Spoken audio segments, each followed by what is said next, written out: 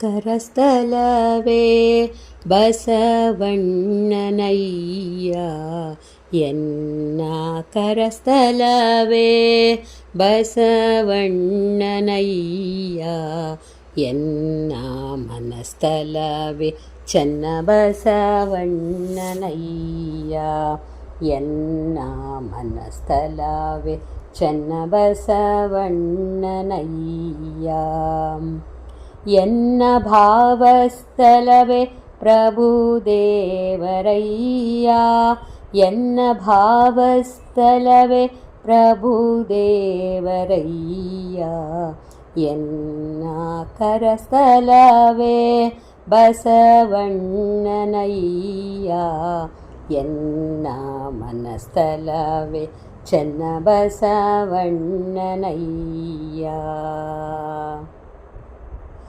ಇಂತೆನ್ನ ಕರಮಾನ ಭಾವಂಗಳಲ್ಲಿ ಇಂತೆನ್ನ ಕರಮಾನ ಭಾವಂಗಳಲ್ಲಿ ಇಷ್ಟ ಪ್ರಾಣ ಭಾವಂಗಳು ತಲ್ಲೀನವಾಗಿ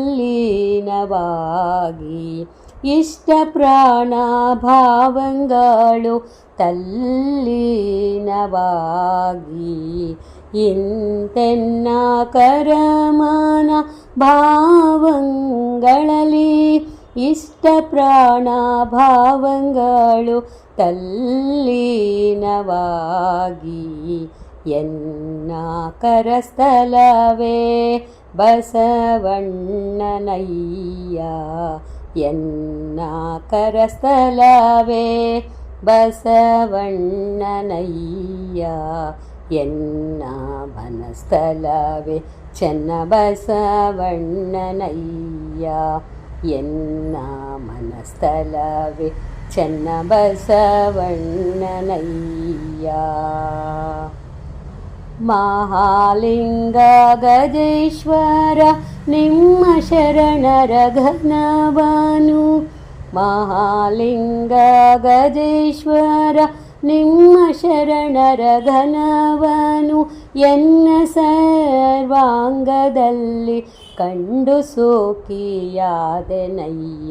ಎನ್ನ ಸರ್ವಾಂಗದಲ್ಲಿ ಕಂಡು ಸೋಕಿಯಾದೆನಯ್ಯ ಮಹಾಲಿಂಗ ಗಜೇಶ್ವರ ನಿಮ್ಮ ಶರಣರ ಘನವನು ಎನ್ನ ಸರ್ವಾಂಗದಲ್ಲಿ ಕಂಡು ಸೋಕಿಯಾದೆನಯ್ಯ ಎನ್ನ ಕರಸ್ಥಲವೇ ಬಸವಣ್ಣನಯ್ಯ ಎನ್ನ ಕರಸ್ಥಲವೇ ಬಸವಣ್ಣನಯ್ಯ ಎನ್ನ ಮನಸ್ಥಲವೇ ಚನ್ನ ಬಸವಣ್ಣನಯ್ಯ ಎನ್ನ ಮನಸ್ಥಲವೇ ಚನ್ನ ಬಸವಣ್ಣನಯ್ಯ ಎನ್ನ ಭಾವಸ್ಥಲವೇ ಪ್ರಭುದೇವರಯ್ಯ ಎನ್ನ ಭಾವಸ್ಥಲವೇ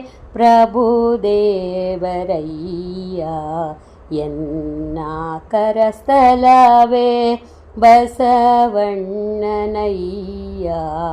ಎನ್ನ ಕರಸ್ಥಲವೇ ಬಸವಣ್ಣನಯ್ಯ ಎನ್ನ ಕರಸ್ಥಲವೇ ಬಸವಣ್ಣನಯ್ಯ. ಈ ವಚನದ ಆಧ್ಯಾತ್ಮಿಕ ಅಂತರಾರ್ಥವನ್ನು ಗಮನಿಸೋದಾದ್ರೆ ಇಲ್ಲಿ ಶರಣರು ದೇಹ, ಮನಸ್ಸು ಮತ್ತು ಭಾವನೆಗಳೆಲ್ಲವನ್ನ ಶಿವತತ್ವದಲ್ಲಿ ಲೀನಗೊಳಿಸುವ ಪರಮ ಭಕ್ತಿಯ ಸ್ಥಿತಿಯನ್ನ ಇಲ್ಲಿ ವ್ಯಕ್ತಪಡಿಸಿದ್ದಾರೆ. ಅಂದ್ರೆ ಎನ್ನ ಕರಸ್ಥಲವೇ ಬಸವಣ್ಣನಯ್ಯ. ಇಲ್ಲಿ ಕರಸ್ಥಳ ಎಂದ ತಕ್ಷಣ ನಮಗೆ ಕೈ ಅಥವಾ ಕಾಯಕದ ಪ್ರತೀಕ ಎಂದು ಸೂಚನೆ ನೀಡುತ್ತೆ.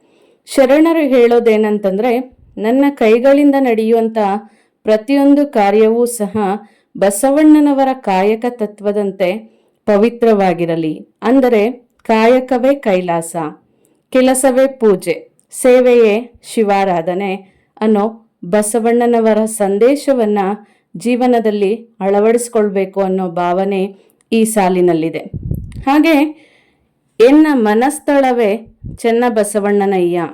ಇಲ್ಲಿ ಮನಸ್ಥಳ ಅಂದರೆ ಮನಸ್ಸಿನ ಒಂದು ಆವರಣ ಅಂತ ಅರ್ಥ ಬರುತ್ತೆ. ನಮ್ಮ ಮನಸ್ಸು ಸದಾ ಚೆನ್ನಬಸವಣ್ಣನವರ ಜ್ಞಾನ, ಶುದ್ಧತೆ ಮತ್ತು ಚಿಂತನೆಯಿಂದ ತುಂಬಿರಬೇಕು ಅಂತ ಪ್ರಾರ್ಥನೆ ಮಾಡುವುದರ ಸೂಚನೆ ಈ ಸಾಲಿನಲ್ಲಿದೆ. ಅಂದರೆ ಮನಸ್ಸಿನ ಪಾವಿತ್ರ್ಯತೆ, ಸತ್ಯನಿಷ್ಠ ಚಿಂತನೆ, ಆತ್ಮಜ್ಞಾನ ಮನಸ್ಸು ಶಿವಮಯವಾದಾಗ ಅಲ್ಲಿ ಅಹಂಕಾರ ಅನ್ನೋದು ಕರಗುತ್ತೆ. ಇನ್ನು ನಂತರದ ಸಾಲನ್ನ ನೋಡಿದಾಗ ಎನ್ನ ಭಾವಸ್ಥಳವೇ ಪ್ರಭುದೇವರಯ್ಯ. ಇಲ್ಲಿ ಭಾವಸ್ಥಳ ಎಂದಾಗ ಒಳಗಿರ್ತಕ್ಕಂತಹ ಭಕ್ತಿ ಮತ್ತು ಅನುಭವ. ನಮ್ಮ ಹೃದಯದ ಪ್ರತಿಯೊಂದು ಭಾವವೂ ಸಹ ಅಲ್ಲಮ್ಮ ಪ್ರಭುಗಳ ಅನುಭವ ಮಂಟಪದ ದಿವ್ಯ ಜ್ಞಾನದಿಂದ ತುಂಬಿರಲಿ ಅಂತಂದ್ರೆ ಇಲ್ಲಿ ನಿರಹಂಕಾರ, ನಿಷ್ಕಾಮ ಭಕ್ತಿ, ಆತ್ಮಾನುಭವ ಈ ಎಲ್ಲ ಉನ್ನತ ಸ್ಥಿತಿಗಳಿಂದ ತುಂಬಿರಲಿ ನಮ್ಮ ಭಾವನೆ ಅನ್ನೋದು ಈ ಸಾಲಿನಲ್ಲಿ ಸೂಚಿಸ್ತಾ ಇದೆ. ಇಂತನ್ನ ಕರಮನ ಭಾವಂಗಳಲ್ಲಿ ಇಷ್ಟ ಪ್ರಾಣ ಭಾವಂಗಳು ತಲ್ಲೀನವಾಗಿ ಅಂದರೆ ಕೈ, ಮನಸ್ಸು, ಭಕ್ತಿ ಅಂದರೆ ಕಾಯಕ, ಚಿಂತನೆ, ಭಾವನೆ ಇವೆಲ್ಲವೂ ಸಹ ಒಂದೇ ಶಿವತತ್ವದಲ್ಲಿ ಲೀನವಾದಾಗ ನಿಜವಾದ ಆತ್ಮಾನುಭವ ದೊರೆಯುತ್ತೆ. ಇದು ಶರಣರ ತ್ರಿವಿಧ ಸಾಧನೆ ಅಂತಾನೆ ಹೇಳ್ಬೋದು. ಅಂದರೆ ಕಾಯಕ ಶುದ್ಧಿ, ಮನಶುದ್ಧಿ, ಭಾವಶುದ್ಧಿ ಅದನ್ನೇ ಹೇಳ್ತಾರೆ ತ್ರಿಕರಣ ಶುದ್ಧಿ. ಕಾಯ, ವಾಚ, ಮನಸ್ಸ ಯಾವಾಗ ಶುದ್ಧವಾಗಿರ್ತೀವಿ ಆಗ ಎಲ್ಲವೂ ಶುದ್ಧವಾಗಿರುತ್ತೆ. ಈ ಮೂರೂ ಒಂದಾದಾಗ ಜೀವನವೇ ಲಿಂಗಾರಾಧನೆ ಆಗತ್ತೆ. ಹಾಗೆ ಮಹಾಲಿಂಗ ಗಜೇಶ್ವರ ನಿಮ್ಮ ಶರಣರ ಘನವನ್ನು ಎನ್ನ ಸರ್ವಾಂಗದಲ್ಲಿ ಕಂಡು ಸುಖಿಯಾದೆನಯ್ಯ. ಇಲ್ಲಿ ಏನು ಹೇಳ್ತಿದ್ದಾರೆ ಅಂತಂದ್ರೆ ಶರಣರ ಮಹಿಮೆ ನನ್ನ ದೇಹದ ಪ್ರತಿಯೊಂದು ಅಂಗದಲ್ಲೂ ಅನುಭವ ಆಗ್ತಾ ಇದೆ ಅಂತಂದ್ರೆ ದೇಹನೇ ಶಿವಾಲಯ, ಉಸಿರೇ ಶಿವನಾದ, ಜೀವನವೇ ದಾಸೋಹ ಎಂಬ ಅನುಭವ ಇದು ಹೊರಗಿನ ಪೂಜೆಗಳಿಗೂ ಸಹ ಮೀರಿದಂತಹ ಒಂದು ಸ್ಥಿತಿ. ಅದೇ ಒಳಗಿನ ಶಿವಾನುಭವ. ಅಂದ್ರೆ ನಮಗೆ ಅಲ್ಲಿ ಅನುಭವ ಆಗತ್ತೆ. ಒಟ್ಟಾರೆಯಾಗಿ ಇದರ ಸಂದೇಶವನ್ನ ನೋಡಿದಾಗ ಕಾಯಕದಲ್ಲಿ ಬಸವಣ್ಣನವರನ್ನ, ಮನಸ್ಸಿನಲ್ಲಿ ಚೆನ್ನಬಸವಣ್ಣನವರನ್ನ, ಭಾವದಲ್ಲಿ ಪ್ರಭುದೇವರನ್ನ, ಸಂಪೂರ್ಣ ಜೀವನದಲ್ಲಿ ಶಿವಾನುಭವವನ್ನ ಇವೆಲ್ಲವನ್ನ ಒಂದಾದಾಗ ಮಾತ್ರ ಮಾನವನ ಜೀವನ ಆದರ್ಶ ಜೀವನ ಆಗತ್ತೆ. ಇದೇ ಈ ವಚನದ ಒಟ್ಟಾರೆಯ ಸಾರಾಂಶ ಆಗಿದೆ. ಧನ್ಯವಾದಗಳು. ಹಾಗೆ ಮತ್ತೆ ಹೇಳ್ಬೇಕಂತಂದ್ರೆ ಕಾಯಕದಲ್ಲಿ ಶುದ್ಧತೆ ಇರಬೇಕು, ಮನಸ್ಸಿನಲ್ಲಿ ಜ್ಞಾನ ಇರಬೇಕು, ಭಾವದಲ್ಲಿ ಭಕ್ತಿ ಇರಬೇಕು, ಬದುಕಿನಲ್ಲಿ ಶಿವತ್ವ ಇರಬೇಕು.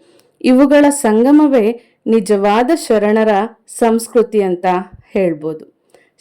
ಶರಣಾರ್ಥಿಗಳು.